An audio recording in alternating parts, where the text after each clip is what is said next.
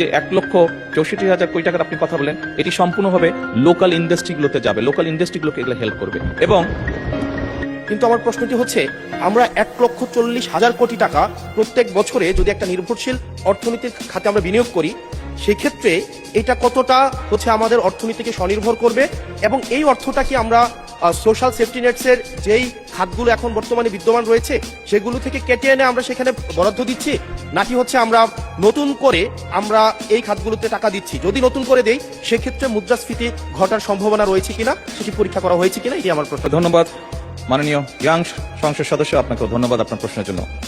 আপনি নিজেও সাক্ষী, আপনার নির্বাচনী এলাকাতেও আপনাকেও মহিলারা ঘিরে ধরেছিল ফ্যামিলি কার্ড দেওয়ার জন্য। আপনি উত্তরে বলছেন যেই মুহূর্তে ফ্যামিলি কার্ড সরকার দেবে আপনি চেষ্টা করবেন তাদেরকে ফ্যামিলি কার্ড ডিস্ট্রিবিউট করার জন্য। মাননীয় সংসদ সদস্য, আপনি নিশ্চয়ই এটি অনুধাবন করতে পারবেন যে 4 কোটি পরিবারকে আমরা ফ্যামিলি কার্ড দিব। আমরা পর্যায়ক্রমিকভাবে সরকার এটা দেবে। পৃথিবীর কোনো সরকারের পক্ষেই একবারে এটি করা সম্ভব না। এই ডাটাগুলো কালেক্ট করতে হবে, কার কি অবস্থা, প্রত্যেকটা ফ্যামিলির ডাটা কালেক্ট করবে, পর্যায়ক্রমিকভাবে আমরা দিব। এবং প্রথম স্টেজে আমরা যারা ভালনারেবল ফ্যামিলি আমরা তাদেরকে এই কার্ডগুলো দিব। বরঞ্চ আমরা মনে করি এতে ইনফ্লেশনটা কমে আসবে। কারণ আপনি চিন্তা করুন, যখন সে 2,500 টাকা পাচ্ছে, এর মধ্যে নিশ্চয়ই যারা পেয়েছে আপনি দেখেছেন যে তাদের ভিডিওতে দেখেছেন তাদের রিয়াকশনগুলো কি কি করবে তারা।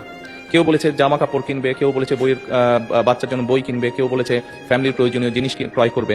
তার মানে আপনি দেখুন, যেই মানুষগুলো পাচ্ছে এরা কিন্তু কোনো ব্র্যান্ডেড জিনিস ব্যবহার করে না।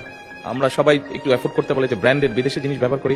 এই মানুষগুলো কিন্তু যেসব জিনিস ব্যবহার করে সেগুলো কিন্তু তাদের প্রয়োজনীয় জিনিস ব্যবহার করে, এবং তারা যেই জিনিসগুলো ব্যবহার করে অধিকাংশই দেশীয় কলকারখানা, দেশেই উৎপাদিত হয়।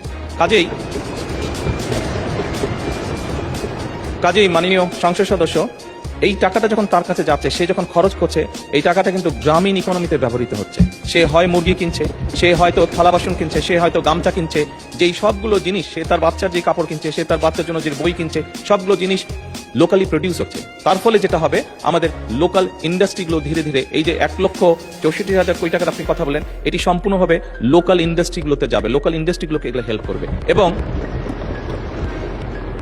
এবং স্বাভাবিকভাবে যখন একটি গ্রামে যখন অনেকগুলো ফ্যামিলি, অনেকগুলো মহিলা এই কার্ডটি পাবেন, তারা যখন যেই দোকানে গিয়ে সদাই করবেন, তারা জিনিসপত্র কিনবেন, সেই দোকানে আপনি খোঁজ করে দেখুন, দোকানটা এটা চালাচ্ছে তার তখন একজন সহকারী হবে না, তার 2 জন সহকারী হবে। অর্থাৎ কর্মসংস্থানের একটি ব্যবস্থা হচ্ছে। লোকাল শিল্পগুলো গড়ে উঠবে, যে ইনভেস্টমেন্টের মাধ্যমে ধীরে ধীরে কর্মসংস্থানও গড়ে উঠবে। সেই জন্যই আমাদের হিসাব বলছে ইনফ্লেশন বরং কমবে, বাড়বে না। মাননীয় সংসদ সদস্য, ধন্যবাদ আপনার প্রশ্নের জন্য।